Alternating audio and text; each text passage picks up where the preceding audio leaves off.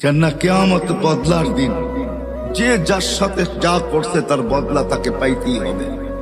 ইনকানা খায়রা ফাখায়রা, যদি ভালো করে থাকে তো ভালোর বদলা পাবে। সেই ভালো যদি এক গ্লাস পানিও হয় এটারও বদলা সে পাবে। এই জন্য হাদিসে আছে এক গ্লাস পানির বিনিময়ে জান্নাতে যাবে, এক গ্লাস পানি।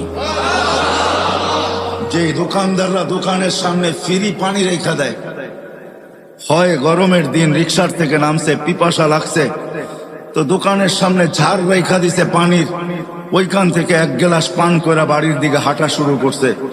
সে রাখছেই প্রতীক খাবে, ওই এক গ্লাস পানির বিনিময়ে সে জান্নাতে যাবে।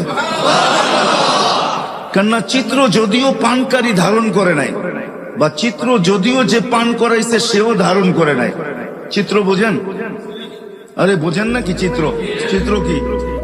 ছবি তুলে রাখে নাই সে, যদিও তার দোকানের ক্যামেরা স্ন্যাপ নিছে, ছবি কালেক্ট করছে, কিন্তু এটা বেশি দিন ছিল না।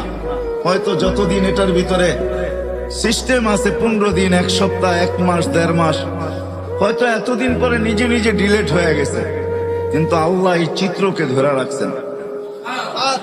কিয়ামতের দিন যে পান করছে সে যদি জান্নাতে যায়, আর যে পান করাইছে সে যদি না যায়, তো আল্লাহ ওই যে যাবে না, যে পান করাইছে তার সামনে চিত্র তুলে ধরবে আর তাকে দেখায় দিবে, ওই যে যায় বদলা নিলে নিতে পারো।